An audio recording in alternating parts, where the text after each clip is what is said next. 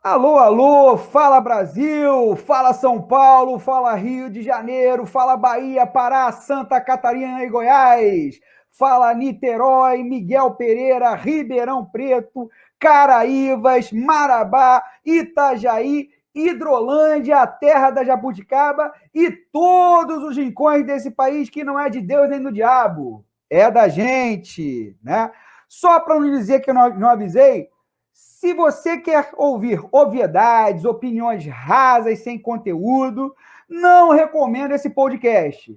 Agora, se você quer informação, mais que informação, quer opinião embasada em dados, análise crítica de fatos e comprometimento com a sua inteligência, você veio ao lugar certo. Pode ouvir a gente sem medo, né? Disrupções é mais que um podcast, é uma necessidade dos dias atuais. Dias tormentosos, turbulentos, de desespero, de desalento. E estamos aqui para entender essa distopia que se tornou o Brasil. E aqui, para nos ajudar a entender esse processo, vou chamar o meu parceiro, o meu novo amigo, né, meu companheiro de programa, Tony Dias. Beleza, Tony? Como é que tá? Beleza, tudo bem, Zé? Estamos aí Tudo na área bem, aí. tudo bem, né? Bom, nesse programa, gente, nós vamos começar a falar um pouquinho sobre o que tem acontecendo nesse Brasil, né? E vamos falar da perspectiva de uma história do tempo presente, né? Aliás, quem é historiador sabe que tem uma vertente aí, né, hoje que chama História do Tempo Presente, né? Na verdade, nós vamos começar a falar, abordar, né, o tema Brasil, falando um pouquinho dessa história do tempo presente aí, do nosso país. Nós vamos falar sobre o processo, né, em 2000, que começou a acontecer nesse Brasil a partir de 2013, a partir do que nós chamamos aí de Jornadas de Junho, né, e que, de certa forma, foi o catalisador de vários processos posteriores para o bem e para o mal, né? Então, Tony, não sei como você viveu aquele processo, todos nós aqui, né, vivemos de alguma forma aquele processo em 2013, né? De certa forma, pegou muita gente de surpresa, né? Acho que pouca gente estava preparado para acontecer o que aconteceu no Brasil em 2013. E você, qual é a sua percepção, né, de 2013 e hoje, né? O que 2013 influenciou no processo que nós estamos passando aí? Antes de tudo, eu quero agradecer aí o público, um bom dia, boa tarde, boa noite a quem está ouvindo aí a gente aí nesse podcast de Disrupções. Falar em 2013 é algo assim bem interessante, porque eu vivi 2013. Nessa época eu trabalhava ali no centro do Rio de Janeiro, ali, eu sou aqui do Rio de Janeiro, eu trabalhava ali em frente da Cinelândia, onde aconteciam toda a manifestação em 2013, que começou lá com aquela brincadeira dos 20 centavos. Não sei se a galera está lembrado, aqui no Rio de Janeiro tinha essa questão dos 20 centavos, foi quando teve o aumento da passagem de ônibus de 3,60 para 3,80, e teve, não sei se esse é o valor, não lembro agora bem, mas também nós tínhamos também no Rio de Janeiro a questão já de algumas manifestações anteriores. Tinha a manifestação lá no Maracanã, que ali que havia ali um terreno ali acho que era do Instituto do Índio, da cultura indígena, onde já tinham várias manifestações. Nós vivíamos não vai ter Copa, não vai ter Olimpíada, 2014 era não vai ter Copa. Então sempre teve essa questão dessas manifestações no Rio de Janeiro já bem constante. E aí, pelo que eu lembro da época, porque aí eu vou falar como eu vi aquilo, eu lembro uma vez que eu trabalhava num prédio, ali próximo, e do nada eu senti o cheiro de gás lacrimogêneo chegando dentro do meu prédio. Aí eu fiquei e falei, que parada é essa? Que eu nem tinha percepção de que estava ocorrendo as manifestações. Quando eu desço ali para pegar ali a Presidente Vargas com a 1º de março, que é um cruzamento aí no Rio de Janeiro, eu começo a ver uma truculência muito forte da polícia em relação àqueles manifestantes ali, que na grande maioria eram jovens. E aí aquilo começou a me chamar a atenção. Nessa época, eu era, vamos dizer assim, um ignorante político, sendo muito sincero. Eu era um ignorante político. Eu tinha minhas concepções políticas, mas era aquela concepção como muita gente tem hoje, de fla-flu. Então, eu defendia algo e não conseguia enxergar a amplitude do que estava acontecendo.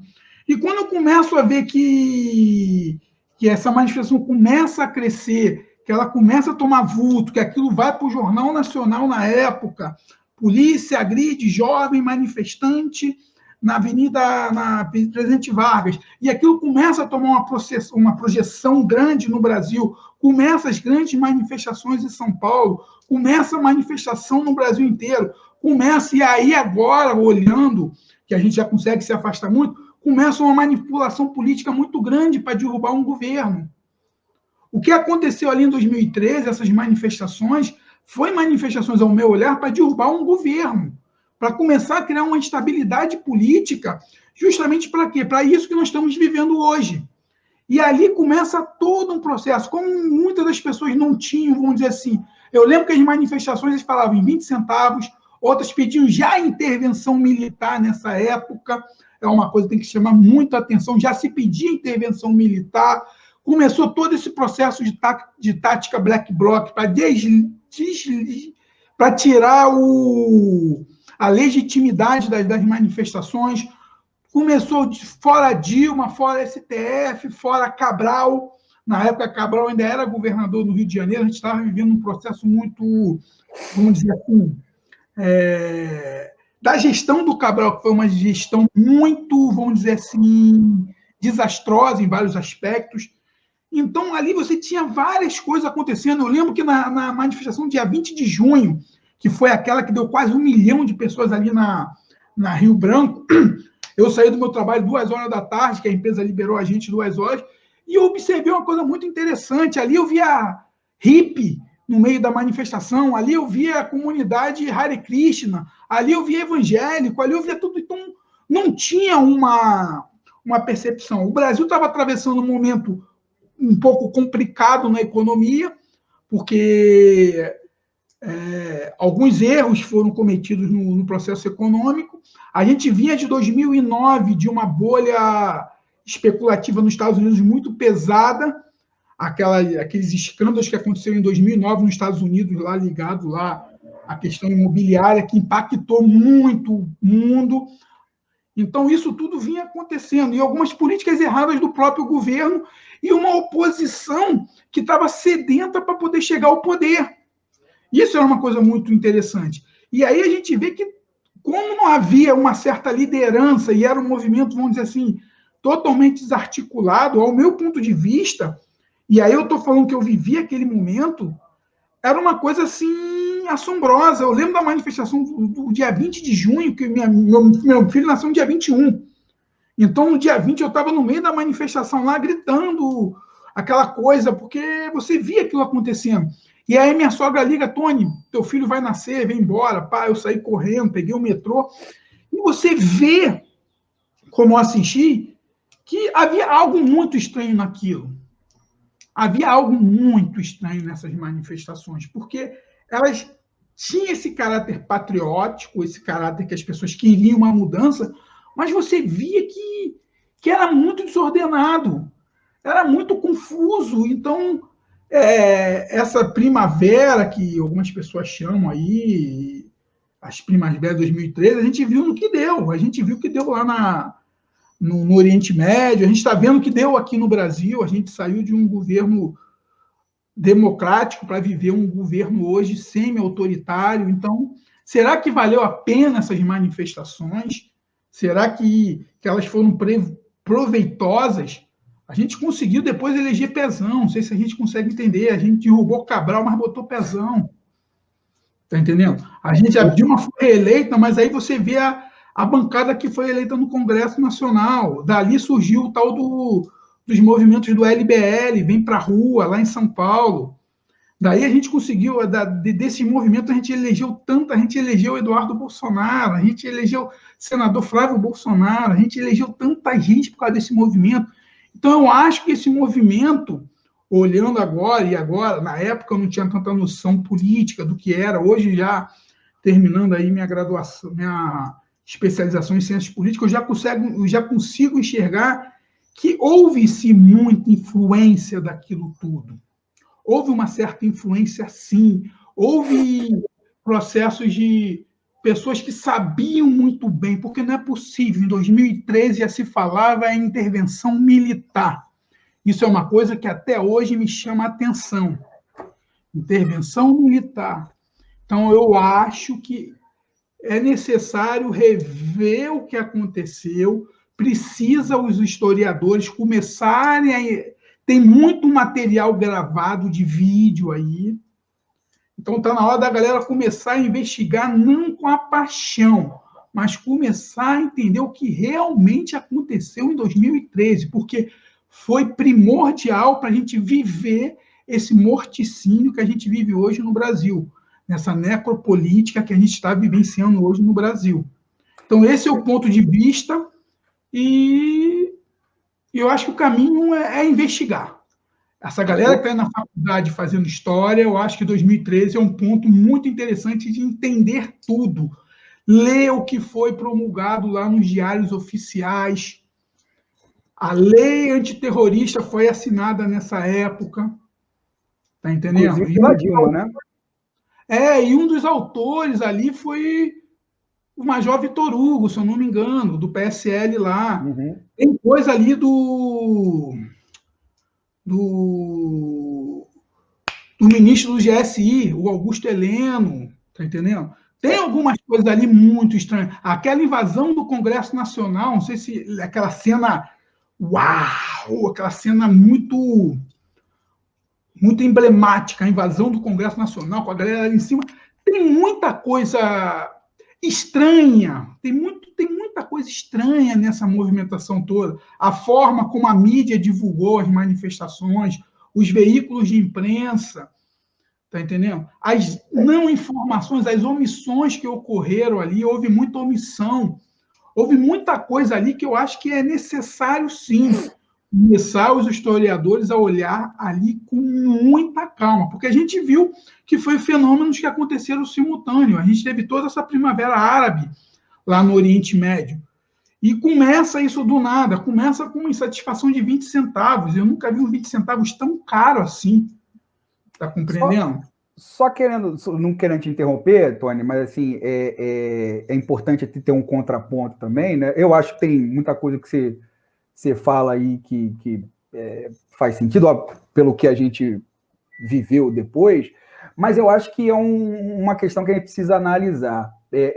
Eu acho que nessa batalha nas ruas, né, de uma indignação que tinha, que era meio que difusa, né, na sociedade brasileira, e ela tinha, né, razões para estar indignada, né, nós vivíamos, não existia ainda a crise econômica que se, né, instalou no país após, né, apesar de prenúncios, justamente como reflexo da crise internacional, né, mas ainda não tinha esse contingente de crise, mas nós tínhamos uma insatisfação difusa, né, na sociedade brasileira, e juntou tudo, né, assim, Copa, depois veio Olimpíada, esses grandes eventos que estiveram no Brasil e na cidade do Rio de Janeiro, né, no caso especificamente das Olimpíadas, e o dinheirama sendo gasto, né, nesses eventos, e os serviços públicos,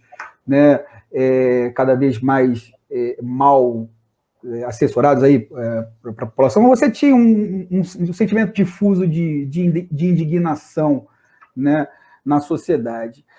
E eu acho que na disputa das ruas, né, eu acho que a gente tem que fazer a análise que a esquerda, por exemplo, perdeu a disputa das ruas, né?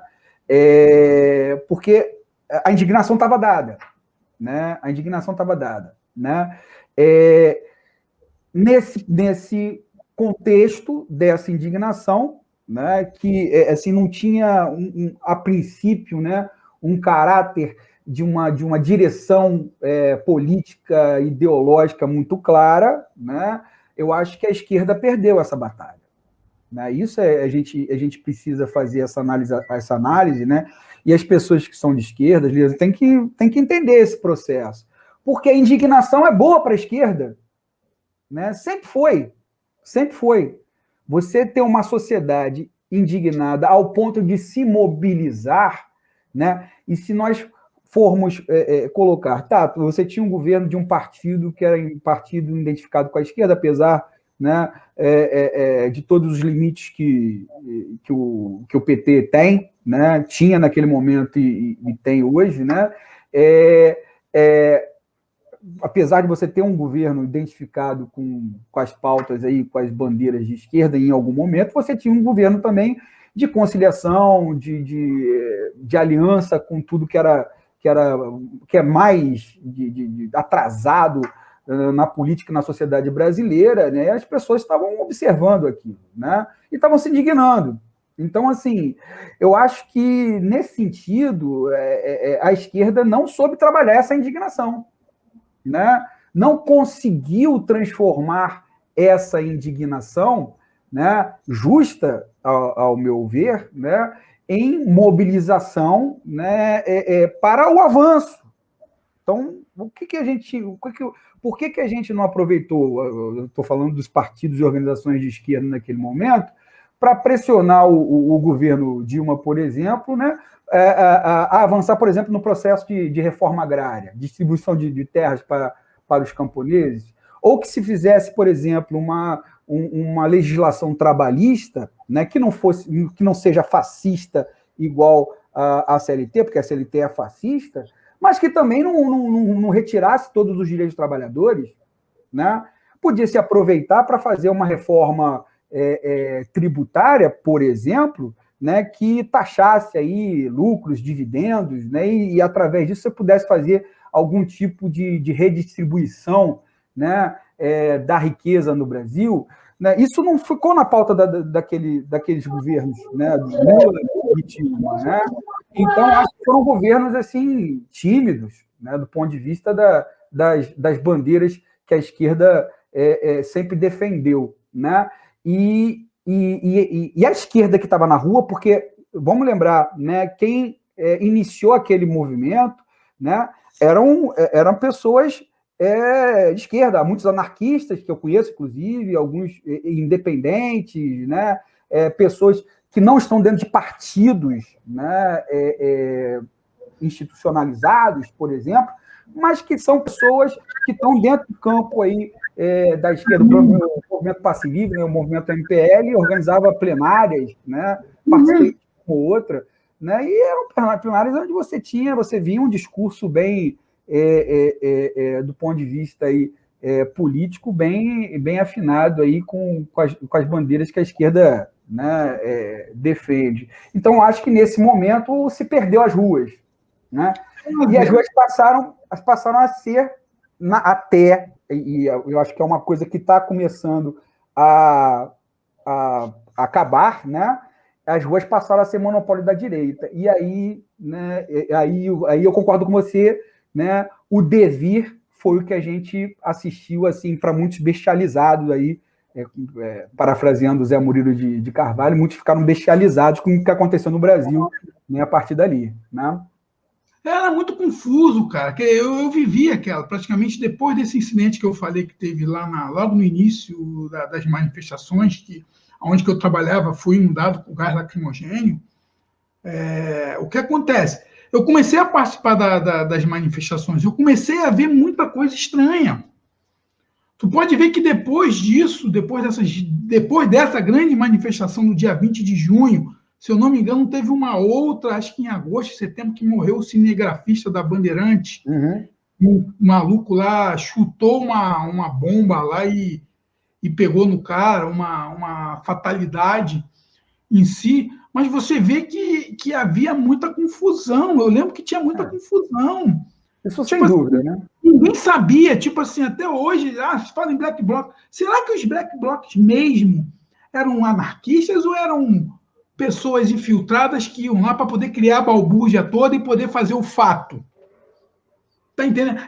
São essas coisas que eu acho que tem que começar a ser analisadas e tem que começar a ser entendida. Havia manifestações dentro dessas coisas pedindo intervenção militar. Sim, não, isso é um fato, Isso é um fato que é muito interessante, porque eu lembro de várias manifestações anteriores a essa, eu nunca tinha visto isso.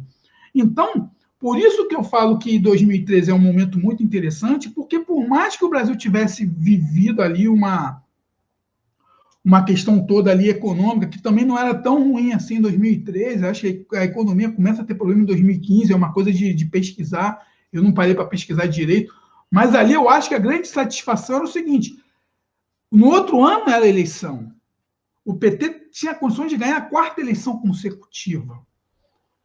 Tá entendendo? O PT ia ganhar a quarta eleição consecutiva em 2014.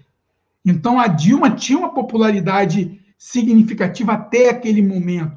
Precisava talvez de um fato. Então, tipo assim, havia toda uma. Se você for lembrar bem, vários formadores de opiniões hoje aí que estão aí bombadão nas mídias, batiam de frente, criticavam o governo tipo 24 horas. Você via reportagens no Jornal Nacional. Se eu não me engano, foi nessa época, talvez, que foi aprovada a lei da delação premiada. Começou os primeiros processos de investigação contra a Lava Jato. Nesse período, se eu não me engano, acho que aí começa toda essa estruturação da Lava Jato. Houve uma pressão muito grande. Tá entendendo? A Dilma começa a perder força no Congresso Nacional, e você sabe que quando você perde força no Congresso Nacional, você fica reduzido. Tá entendendo? Começa a ascensão aí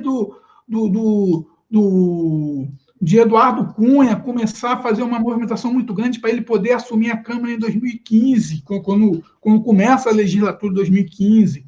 Então, começa ali vamos dizer assim, vários consórcios sendo montados, porque esses consórcios eles vêm a longo prazo, não é do nada que você ganha uma eleição, você precisa de um tempo para poder você maturar e você transformar. Começa toda essa questão da onda dessas novas igrejas aí, essas igrejas neopentecostais, que começam a ganhar força, começam a entrar de sola na política. Talvez em 2014 eles entraram de sola na política, tanto que a bancada evangélica cresceu muito nesses últimos 3 anos. Então, 2013, aquele fato ali, 2012, 2013, 2014, até a eleição de 2014 ali, tem muita coisa ali que aconteceu. Teve a medida provisória da luz, da energia elétrica, que a Dilma promulgou, que deu ruim. Não funcionou essa medida provisória dela. Ela até conseguiu margem para poder ganhar as eleições de 2014, mas quebrou as estatais naquele momento. Em 2009, havia a fusão das grandes estatais da Eletrobras. Eu acho que em 2009 ou 2008, não lembro bem o ano, que o governo Lula fez lá a fusão e criou uma grande empresa estatal que tinha o sonho de ser a segunda ou a terceira maior do mundo agora em 2020, 10 anos depois. E hoje a gente está vendo aí que está sendo feito com o nosso sistema elétrico, apagão, esse processo inteiro. Então tem muita coisa, tem muito material que eu acho que passou desapercebido pelos historiadores, passou desapercebido para os cientistas políticos analisarem, não na questão do achismo. Naquela época surgiu Joyce Halseman, lá na Jovem Pan. A Jovem Pan cresceu lá com o Reinaldo Azevedo. Um Petralha, que não sei o que, papá. Começa a ser. Hoje está tendo que fazer uma certa virada na posição dele, né? Certa virada. Aí você vê lá Augusto Nunes, lá, você começa a ver os canais, na época, começa a surgir um antagonista aí do Diogo Mainardi aí fazendo esse processo inteiro. Então está na hora da gente começar a perceber, que aí é uma questão minha, de entender que aconteceram muitas coisas ali por trás. A jornalista Vera Magalhães sentando a porrada na Dilma o tempo inteiro, tá entendendo? E aí a gente vê o que está acontecendo hoje, tá entendendo? As pessoas defendem, as pessoas... Às vezes eu fico vendo aí alguns analistas aí falando assim,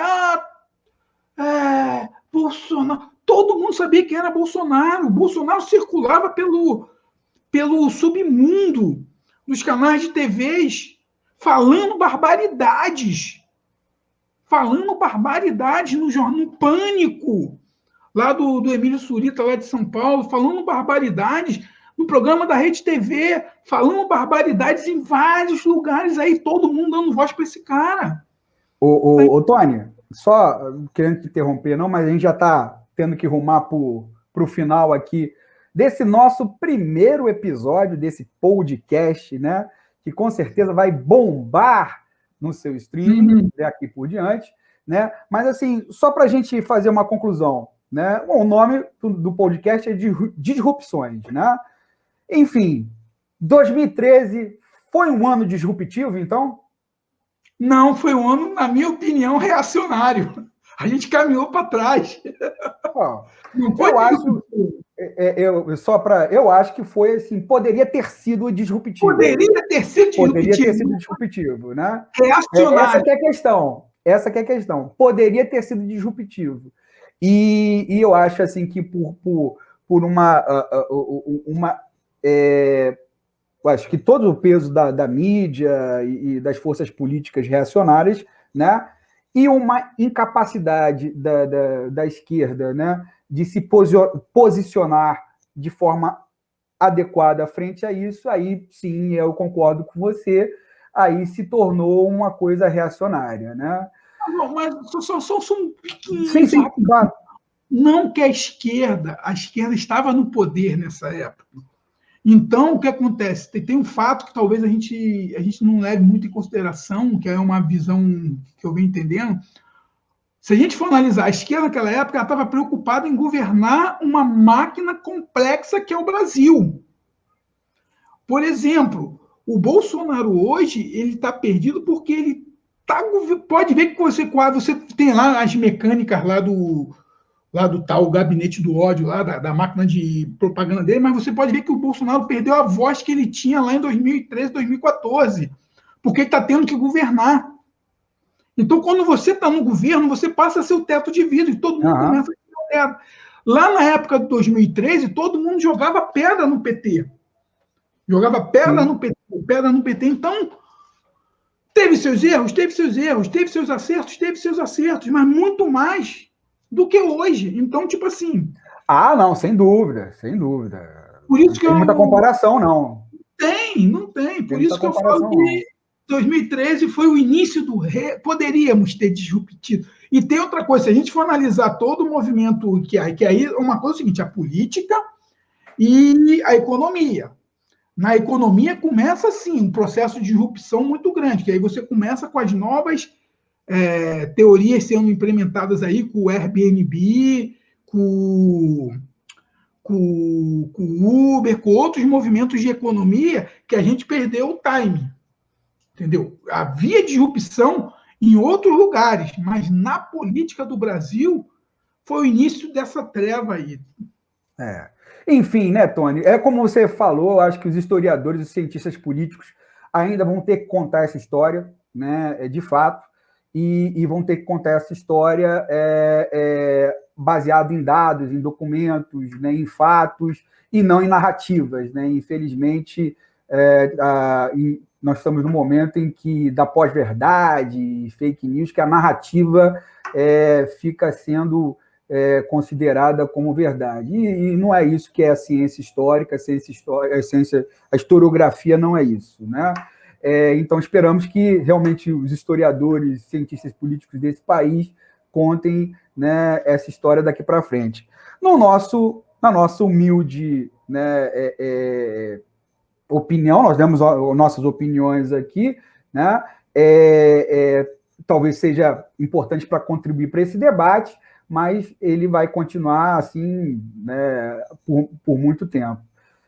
Pessoal, a gente vai se despedindo aqui desse nosso primeiro episódio, né, desse podcast Disrupções. A proposta é essa, é trazer para vocês, né, temas não só da política, nós vamos falar de política bastante, de economia bastante, mas também vamos falar de cultura, de comportamento, né, de ciência e tecnologia, enfim, das coisas que acontecem no mundo e no nosso país. Então, se você gostou, minha gente, você acompanhe-nos pelas nossas redes sociais, né, pelo nosso Facebook, pelo nosso canal do YouTube e principalmente, né, nas plataformas de streaming. O podcast vai estar disponível aí no Spotify, né, no Anchor, e esperamos que você tenha gostado e continue a nos acompanhar. Até mais, pessoal. Beleza, Tony? Tchau, tchau.